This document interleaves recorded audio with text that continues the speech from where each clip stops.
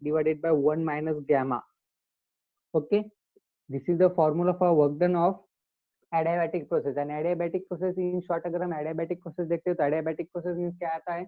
It is the process where heat flow are not allowed. Okay, means ऐसा process जिसके अंदर heat supplied भी नहीं होता, heat reject भी नहीं होता, means heat flow वहाँ पर क्या है आपका स्टॉप किया गया है. ओके, हीट फ्लो आपका स्टॉप है या फिर हीट फ्लो आपका जीरो है. ओके, या फिर हीट फ्लो आपका कांस्टेंट है. ओके, तो ये हो गया adiabatic process. Then next,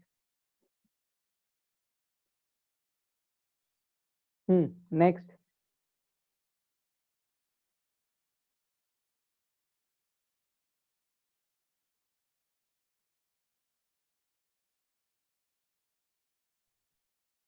sir Akshay. Okay, message किया क्या अक्षय आपने?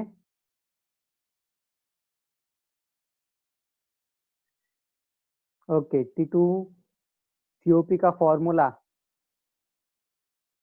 T2 divided by T2 minus T1 ले किया था, कैसे आया था? Please clear this. Okay, because COP का तो formula Q2 by Q1 minus Q2 है. ओके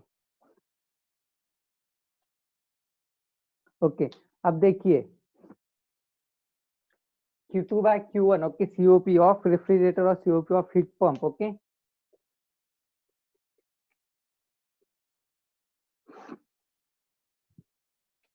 फॉर एग्जांपल COP के लिए फॉर्मूला क्या था आपका? Q2 divided by Q1 minus Q2 था. ओके, अब ये फॉर्मूला कब यूज करोगे आप? जब आपको हीट गिवन है, हीट सप्लाइड गिवन है, हीट रिजेक्टेड गिवन है. बट अगर आपको न्यूमेरिकल के अंदर अगर आपको हीट सप्लाइड या फिर हीट रिजेक्टेड आपको गिवन नहीं है, and instead of this there is a temperature are given. Okay, mean sink temperature and source temperature अगर आपको दिया है. ओके, मीन्स आपको हीट सप्लाइड की जगह पर अगर आपको टेम्परेचर दिया है. ओके, टेम्परेचर कितना सप्लाई हुआ, टेम्परेचर कितना रिजेक्ट हुआ, अगर ये आपको दिया है तो इसका मतलब क्या करना पड़ेगा आपको?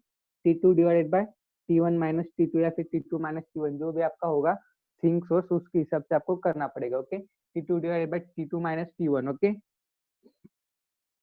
अगर आपको हीट सप्लाई दिया नहीं है, अगर आपको टेम्परेचर दिया है तो आप एक टेम्परेचर का भी फॉर्मूला यूज कर सकते हो. ओके, दोनों का मीनिंग एक ही होता है. ओके, सिर्फ यहाँ पर हीट सप्लाइड है, बट अगर आपको हीट सप्लाई दिया नहीं है इसका मतलब क्या है? आपको टेम्परेचर दिया होगा, टेम्परेचर दिया है मीन्स आप कितना टेम्परेचर गिवन कर रहे हो सिस्टम को, इसका मतलब भी क्या हुआ? आपने हीट ही दिया है. Okay, so heat is the another form of temperature or temperature is the another form of heat. Clear है अक्षय?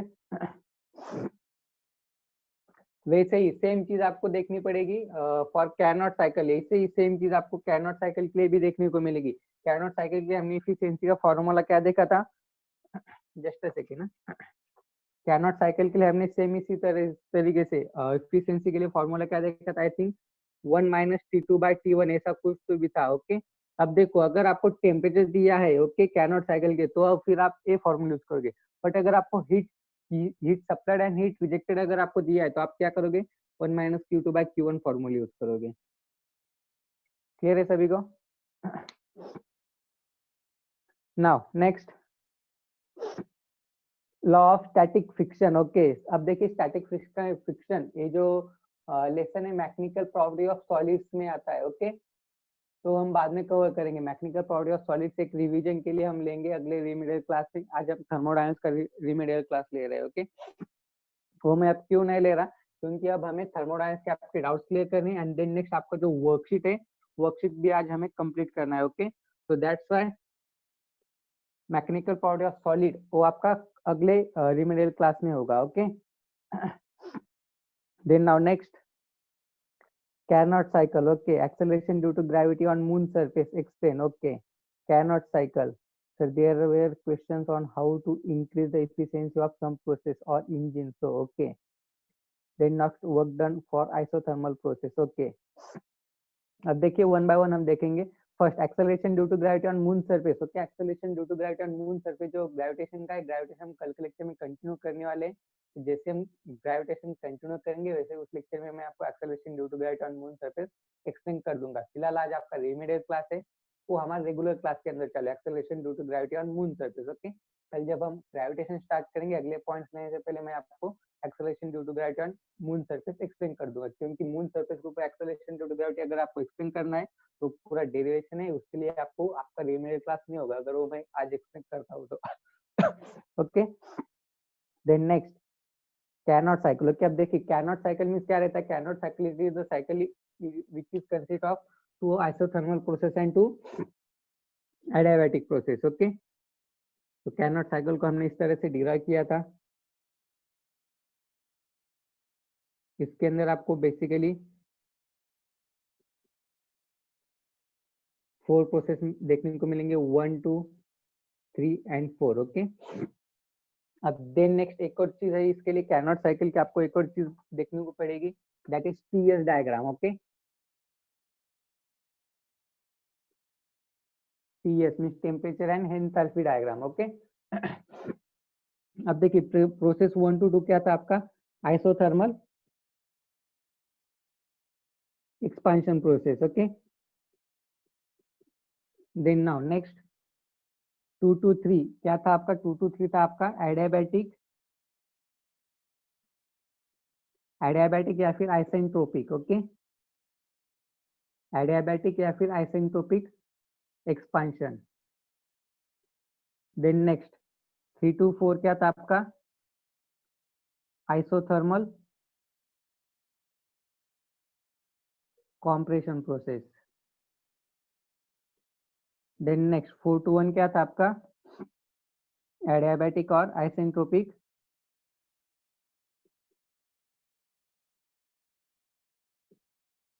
कॉम्प्रेशन।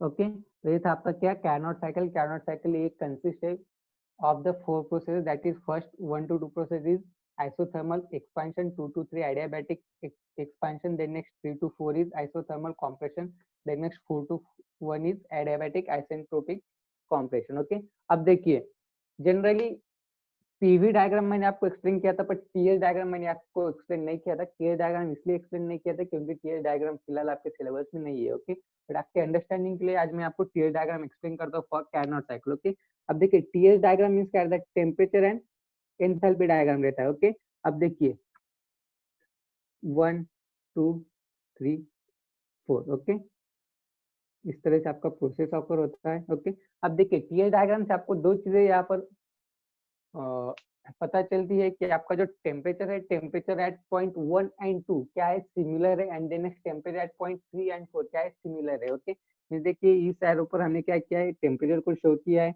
यहाँ पे टेम्परेचर को हमने शो किया है। तो फ्रॉम द टीएस डायग्राम आपको T1 is equal to T2 आपको दिखाई देगा।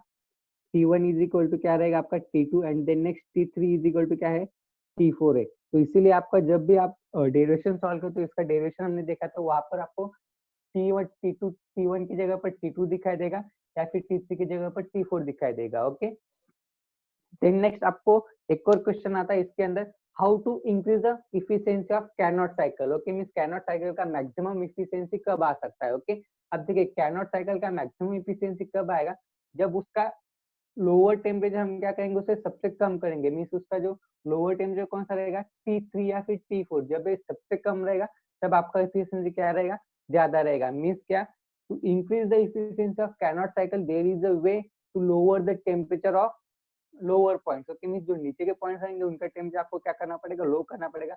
जैसे आप उनका टेम्परेचर लोअर करोगे वैसे ही आपका एफिशिएंसी क्या होगा, इंक्रीज होगा। And then next Carnot cycle. Carnot cycle क्या एक आइडियल साइकिल है जिसका एफिशिएंसी 100% मिलता है आपको, एफिशिएंसी आपको 100% मिलता है, but it is and for only ideal process. Okay, mean जब आप इसे आइडियली इसे सॉल्व करो तब आपको 100% एफिशिएंसी मिलता है, बट थ्योरेटिकली प्रैक्टिकली पॉसिबल नहीं है। किसी भी कोई भी साइकिल ऐसी नहीं जो कि 100% एफिशिएंसी आपको देता है। अगर ऐसी साइकिल अगर डिराइव हो जाती जो कि आपको 100% एफिशिएंसी देता, तो फिर आज वर्ल्ड कहीं और पर होता। ओके, आज तक यूनिवर्स में ऐसा कोई साइकिल नहीं है, ऐसा कोई भी सब्सटेंस नहीं जो आपको 100% एफिशिएंसी देता हो। But there is a one assumption for Carnot cycle, Carnot cycle 100% efficiency देता है, ऐसा माना जाता है। बट एक कब देता है, न्यूमेरिकल के अंदर ही देता है। ओके, बट प्रैक्टिकल में जब आप आते हो प्रैक्टिकल के अंदर ही 100% एफिशिएंसी नहीं देता। ओके, तो इसके रिगार्डिंग बहुत सारी थ्योरी, बहुत सारे क्वेश्चन है, बट वो सारे अभी आपको नहीं है। थर्मोडायनेमिक्स एक वास्ट इंडस्ट्री है, इससे पहले भी मैंने आपको बोल दिया है। आपको सिर्फ थर्मोडायनेमिक्स का इंट्रोडक्शन है और उसके ऊपर सिंपल सिंपल क्वेश्चन आपको पूछे जाते हैं। ओके, तो इतना आप ध्यान में रखो, थर्मोडायनेमिक्स प्रोसेस, इसके प्रोसेसेस, देन नेक्स्ट इसका इफिशियंसी का फॉर्मूला, इफिशियंसी इक्वल टू रहता है इसका efficiency equal to 1 minus T2/T1। Okay, जब आपको टेम्परेचर दिया है तब, अगर टेम्परेचर नहीं दिया तो आपको heat supplied and heat rejected दिया होगा, तो आप फिर आप यहाँ पर Q2/Q1 यूज कर सकते हो। Okay, then now next cannot cycle then next there is a question on how to increase efficiency। okay, efficiency increase करने के लिए मैंने आपको बोल दिया कि लोअर टेम्परेचर को आपको कम रखना पड़ेगा, तब आपको क्या मिलेगा, ज्यादा एफिशिएंसी मिलेगा। Okay, then now next work done for isothermal process, then next to please suggest the way to increase efficiency। okay, देखिए इफिशिएंसी इंक्रीज करने के लिए आपको, इससे पहले भी मैं आपको बोल दिया। अब देखिए जनरली यहाँ पर रेशियो क्या है, 1 माइनस T2/T1 है, T2/T1 है, मीन्स इसका मतलब क्या है, यहाँ पर आपको T1 को अगर आप कम रखोगे, मीन्स फॉर एग्जांपल अगर आप रेशियो सॉल्व करते हो, रेशियो अगर सॉल्व करते हो, रेशियो सॉल्व करते समय आपको क्या होगा, फॉर एग्जांपल 20/2 है। ओके, अब 20/2 है, अब यहाँ पर अगर 2 से आप डिवाइड करो आपको क्या मिलता है, 10 मिलता है। अगर यहाँ पर 2 की जगह पर 4 मिलेगा तो आपको क्या मिलेगा, 5 मिलेगा। कि जितना आप नीचे की क्वांटिटी कम रखोगे उतना ही आपको एफिशिएंसी ज्यादा मिलेगा, ये इसके पीछे लॉजिक है। तो इसीलिए अगर आपको सीओपी भी इंक्रीज करना हो या फिर एफिशिएंसी इंक्रीज करना हो, तो उसके लिए आपको क्या करना पड़ेगा, जो रेशियो के अंदर जो आपको नीचे वाला टर्म रहेगा उसे आपको कम रखना पड़ेगा। Okay, means lower the temperature. Now next क्या है, work done for isothermal process. अब देखिए work done for isothermal process जो है, work done for isothermal process, इसके लिए हमने एक स्पेशल लेक्चर दिया था। ओके, आइसोथर्मल प्रोसेस का वर्क डन फाइंड करने के लिए हमने एक स्पेशल लेक्चर दिया था, उस लेक्चर के अंदर आपको डिटेल में एक्सप्लेन कर दिया है। ओके, अब वो मैं यहाँ पर नहीं ले सकता क्योंकि वो work done for isothermal process अगर रिपीट करना पड़ेगा तो रिपीट करने के लिए आपको यहाँ पर बहुत सारा टाइम लग जाएगा। ओके, मतलब पूरा लेक्चर इसी में चला जाएगा, work done for isothermal process. Okay, so that's why we have to skip this point। अगर आपको work done for isothermal process अगर आपको देखना है तो आप आपके आस्था डिफेंस एकेडमी का एक एनडीए फाउंडेशन यूट्यूब चैनल है, वहां पर जाइए, वहां पर आपको work done for isothermal process पूरे डिटेल में एक्सप्लेन कर दिया है। Okay,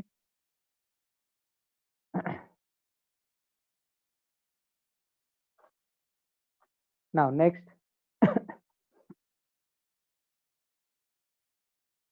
entropy. ओके, अब देखिए एंट्रोपी एक्सप्लेन करना है मुझे, श्योरली लगा था कि आज कोई ना कोई एक क्वेश्चन तो जरूर पूछेगा। ओके, एंट्रोपी के लिए। ओके, अब देखिए एंट्रोपी ये जो पार्ट है,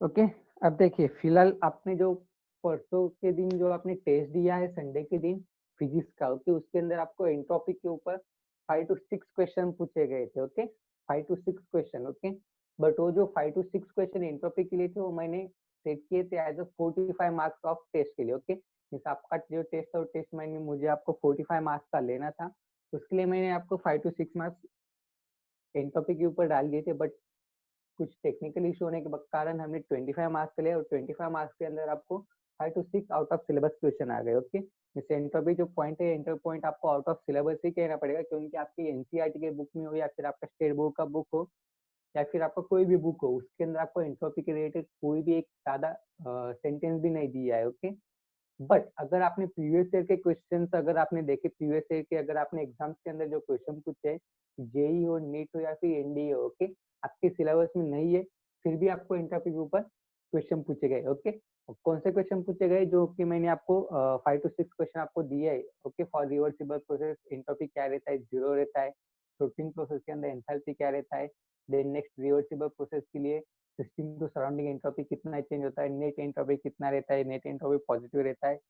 अगर आप पिछले कुछ एग्जाम्स का अगर आप स्टडी करते हो, उसके अंदर आपको एंट्रोपी रिलेटेड एक एक या फिर एक ही क्वेश्चन आपको दिखाई देगा, और उसी क्वेश्चन को घुमा फिरा कर पूछा गया है। ओके, और लगभग इससे पहले 2 से 3 एग्जाम्स के अंदर एंट्रोपी के ऊपर एक ही क्वेश्चन पूछा गया है, और वही क्वेश्चन आपको अगर चांस है तो इस बार तो वही क्वेश्चन आएगा, क्योंकि आपका एंट्रोपी आपके सिलेबस में नहीं है, अगर आता है तो उसी के रिलेटेड आएगा। ओके, अब देखिए एंट्रोपी मीन्स क्या रहता है, एंट्रोपी मीन्स रहता है आपका थर्मल एनर्जी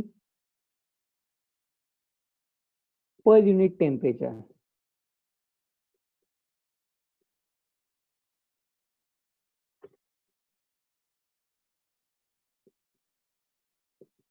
क्या रहता है आपका entropy thermal energy per unit temperature. Okay, इतना ध्यान में रखो, बाकी इसके अंदर कुछ ज्यादा आपको ध्यान में रखने की जरूरत नहीं है। एंट्रोपी के बहुत सारी थेरीज भी रहेंगे आपको। ओके, फिलहाल उतना टाइम नहीं है हमारे पास। एंट्रोपी मीन्स क्या रहता है, thermal energy per unit temperature रहता है। अब एंट्रोपी क्या करता है, थर्मल एनर्जी जो है वो थर्मल एनर्जी मेजर करता है आपका सिस्टम का कितना थर्मल एनर्जी है और वहाँ पर कितना अनअवेलेबिलिटी है। ओके, वो क्या करता है, मेजर करता है। ओके, अब आपको जो क्वेश्चन पूछे गए थे रिवर्सिबल प्रोसेस के लिए, for any reversible process and then next for reversible adiabatic process entropy change is. Okay, entropy change क्या रहता है आपका, जीरो रहता है। Okay, and then next for any reversible process entropy change is positive. Okay, and then next entropy के लिए और एक क्वेश्चन था, I think entropy is for throttling process enthalpy की था। Okay, for throttling process enthalpy changes. Okay, for throttling के लिए enthalpy क्या रहता है, सेम रहता है, it does not change. Okay, it is a constant term. Okay, तो इतना आपको याद रखना है एंट्रोपी के लिए। ओके जो हमने वर्कशीट लिया है, वर्कशीट के अंदर एंट्रोपी एंड एंथैल्पी दोनों के ऊपर क्वेश्चन है और वही क्वेश्चन आपको रिपीट हो सकता है। ओके, अगर आपका लक अच्छा है तो। देन नेक्स्ट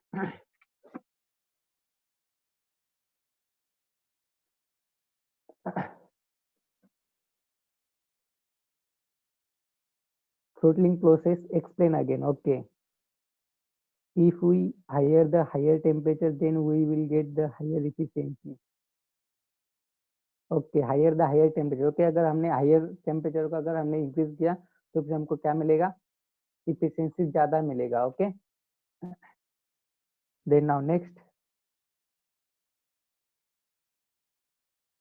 थ्रोटलिंग प्रोसेस पूछा है किसी ने, जस्ट अ सेकेंड। ओके, अब देखिए थ्रोटलिंग प्रोसेस मीन्स क्या रहता है, थ्रोटलिंग प्रोसेस मीन्स ऐसा प्रोसेस रहता है जो कि आपका एंथैल्पी जो रहता है, ओके, आपके एंथैल्पी को क्या करता है, वो कांस्टेंट रखता है। मीन्स आपके एंथैल्पी को चेंज नहीं होने देता। ओके, एंथैल्पी मीन्स क्या रहता है, इंक्रीजिंग टेम्परेचर रहता है। मीन्स आपका टेम्परेचर को क्या करता है, कांस्टेंट करता है। ओके, तो थ्रोटलिंग मीन्स क्या रहता है, there is no change in enthalpy, there is enthalpy is constant. Okay, throttling process इसके लिए यूज किया जाता है जिसके लिए आपका एंथैल्पी क्या रहे, आपका एंथैल्पी कांस्टेंट रहे। Okay, then now next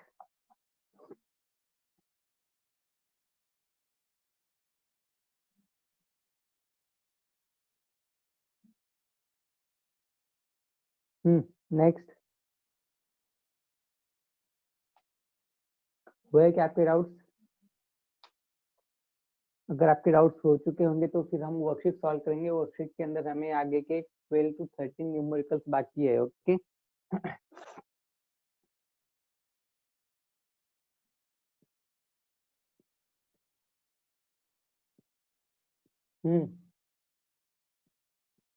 is there anyone having any doubt?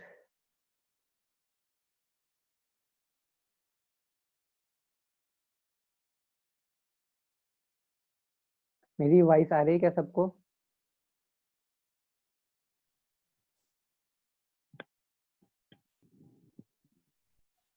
मेरी वॉइस आ रही है क्या सबको? Yes sir. हाँ, तो फिर बोलो, किसी को कोई डाउट है क्या, या फिर वर्कशीट स्टार्ट करें? No doubt sir. ओके, तो can we start the worksheet? Thermodynamics के रिलेटेड हम आगे यस सर। रिमेडियल क्लास ले ले। ओके, तो ठीक है, Rishikesh sir screen sharing on करो। ओके, ऑन है, जस्ट अ सेकेंड।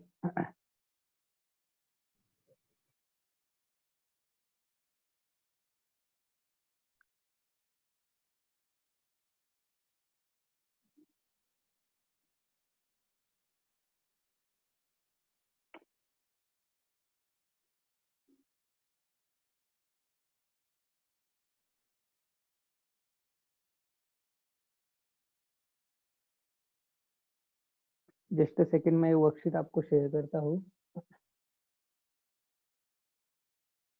तक आ चुके थे हम। Okay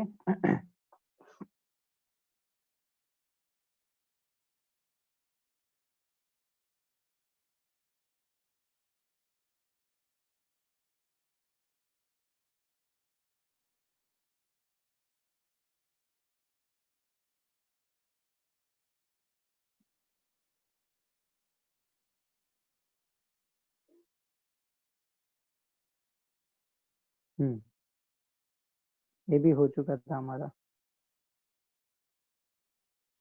okay, now 29 question. Okay तो चलो सभी यहाँ पर ध्यान देंगे। From the process statement, okay यहाँ पर क्या क्या दिया है? ऑप्शन ए में दिया heat flows from hot to cold, then next option second में दिया heat flows from cold to hot, then option third में दिया heat flows from cold to hot with the aid of external work, and then next option 4 में दिया है both 1 and 3 are the correct. Okay, अब देखिए clauses में जो statement दिया था, क्लॉसेस ने ऐसा कहा था कि आपका जो हीट फ्लो, आपका जो temperature flow from hot body to cold body हो जाता है। ओके, ये आसानी से हो जाता है, इजीली हो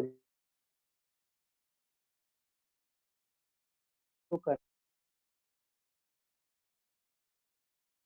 इसके लिए आपको कुछ एक्सटर्नल हेल्प की जरूरत पड़ेगी, that is external aid. Okay, इस एक्सटर्नल हेल्प की जरूरत पड़ेगी मीन्स आपको या तो रेफ्रिजरेटर यूज करना पड़ेगा या फिर आपको हीट पंप यूज करना पड़ेगा। ओके, कोल्ड से लेकर हॉट तक अगर आपको टेम्परेचर ट्रांसफर करना है तो इसके लिए ऑप्शन करेक्ट क्या आएगा? ऑप्शन 4 करेक्ट आएगा, that is 1 and 3। Okay, then next okay, then next question number 30 में क्या दिया है? Close gases undergoes. Okay, I think ये न्यूमेरिकल है, इस नंबर को हम आखिर में एंड में सॉल्व करेंगे। ओके, इसके अंदर कुछ चेंजेस करने हैं। ओके, इसे हम आखिर में सॉल्व करेंगे। ओके, क्वेश्चन नंबर 30 याद में रखना। Okay, then next question number 31। Okay, क्या दिया है? Heat engine supply the heat at the rate of 30,000 joule per second, use an output of 9 kilowatt, the thermal efficiency of engine will be. Okay, can anyone guess the thermal efficiency of this engine? आपको क्या दिया है? Output दिया है and input भी दिया है। Okay, अब इफिशियंसी के लिए मैंने आपको सबसे सिंपल फॉर्मूला क्या बताया था? जो आपको आउटपुट रहेगा, ओके जो आपका आउटपुट है मीन्स क्या है? आपका जो वर्क डन रहेगा वही आपका आउटपुट रहेगा, and then next divided by heat supplied. Okay, this output upon input. Okay, तो can anyone guess the efficiency of this engine? बहुत सिंपल है, सिर्फ आपको वैल्यू पुट करने हैं। ओके, तो देखिए 9 किलोवाट आपको क्या दिया है? 9 किलोवाट आपको आउटपुट दिया है, means 9 kilowatt means 9 into 10⁻³ watt divided by 30,000 आपको क्या दिया है? हीट सप्लाइड दिया है। ओके, देयरफॉर 9,000 डिवाइडेड बाय 30,000 क्या हो जाएगा? Which is equal to 0.3। Okay, 0.3 means आपको क्या करना पड़ेगा? अब मल्टीप्लाई बाय 100 करना पड़ेगा। ओके, मीन्स आपको इफिशियंसी मिलेगा 30%। ओके, तो कौन सा ऑप्शन करेक्ट हो जाएगा? ऑप्शन ए करेक्ट हो जाएगा। Okay, option A is the correct.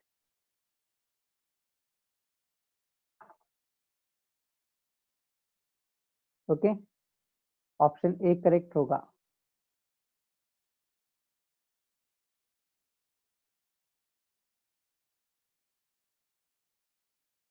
Okay, then now next अब देखिए कुछ न्यू स्टूडेंट्स मुझे दिखाई दे रहे हैं आज के लेक्चर में। तो देखिए एक बात मैं आपको बोलना चाहूंगा, जो न्यू ज्वाइन स्टूडेंट्स है, फिजिक्स का लेक्चर चालू है फिलहाल आपका। फिजिक्स के अंदर हमने 4 लेसन फिनिश किए है, measurement first, then next scalars and vectors, then next mechanical properties of solid, then next thermodynamics. Okay, आज आपका रिमेडियल क्लास है, इसके अंदर आपका पूरे वीक के अंदर जो डाउट्स है डाउट्स क्लियर किए जाते हैं, एंड देन नेक्स्ट आपका जो प्रीवियस एक चैप्टर लेकर उसे हम रिवाइज करते हैं। तो आज आपका थर्मोडायनेमिक्स का रिवीजन है, तो रिवीजन फिलहाल चालू है, एंड थर्मोडायनेमिक्स का रिवीजन फिनिश हो चुका है, आपके डाउट्स भी क्लियर हो चुके हैं। देन नेक्स्ट आपका वर्कशीट है थर्मोडायनेमिक्स को, वर्कशीट हम सॉल्व कर रहे हैं। ओके, आपका जो सिलेबस मिस आउट हुआ है वो आपका जल्द से कंप्लीट कर दिया जाएगा। ओके, फर्स्ट यूनिशन मेजरमेंट लेसन मैंने स्टार्ट किया यूट्यूब पर अलग चैनल पर वहाँ से आप उसे देख सकते हो, मैं आपको आखिर में बोल दूंगा। देन नेक्स्ट क्वेश्चन देखेंगे। In previous question heat rejected will be. Okay, अब देखिए इसी क्वेश्चन के अंदर आपको हीट रिजेक्टेड कितना होगा वो आपको पूछा है। ओके, अब देखिए heat rejected. Okay, heat rejected के लिए आपको क्या करना पड़ेगा? हीट रिजेक्टेड आपको फाइंड करना है इसी क्वेश्चन के लिए। मीन्स आप क्या करोगे हीट रिजेक्टेड के लिए? हीट रिजेक्टेड आपको फाइंड करना है, मीन्स आप क्या करोगे? जो आपने हीट सप्लाइड किया, हीट सप्लाइड में से कितना आपका वर्क डन हुआ वो आप क्या करोगे? माइनस करोगे, सब्ट्रैक्ट करोगे, मीन्स क्या करोगे? Work done, sorry heat supplied. Okay, heat supplied minus work done. Okay, अब देखिए हीट सप्लाइड कितने किया था आपने? 30,000 किया था, माइनस आपने आउटपुट कितना मिला आपको? आउटपुट मिला आपको 9000 means work done. Therefore heat rejected कितना हुआ आपका? 21000। ओके, है क्या ऐसा ऑप्शन? तो इंटू 1000 ऑप्शन फिफ्थ में दिया है। ओके, तो ऑप्शन फिफ्थ आपका क्या रहेगा? करेक्ट रहेगा। ओके,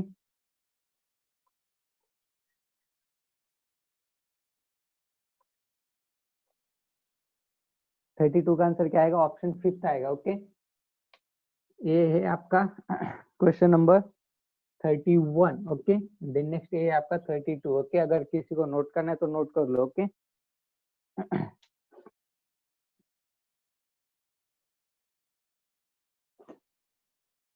देन नेक्स्ट क्वेश्चन देखेंगे हम। सर स्क्रीन हाँ, बोलो। ब्लर है।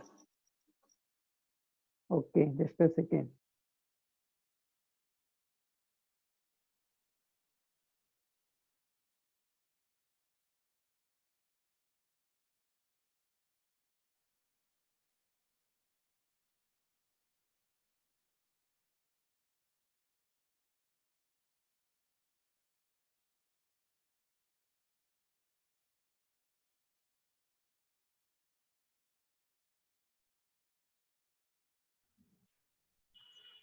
सर थोड़ा दिख रहा है सर बोर्ड मेरी स्क्रीन पे, बट थोड़ा सा ब्लर हो रहा है तो जूम करना था उससे। सर वैसे हो गया सर, दिख रहा है अब। दिख रहा है दिख सर। रहा है क्या? हाँ अब दिख रहा है, अब ओके, विजिबल तो हुआ। हाँ, तो नोट कर लो। 31 क्वेश्चन एंड 32 क्वेश्चन है। ओके,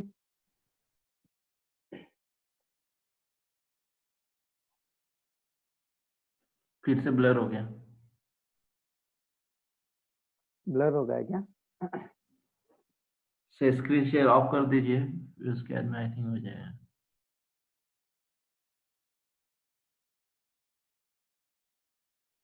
अब दिख रहा है क्या sir? Less than 1 minute. Okay, फिर से ज्वाइन करेंगे सभी स्टूडेंट। आखिरी के 10 क्वेश्चन बाकी है आप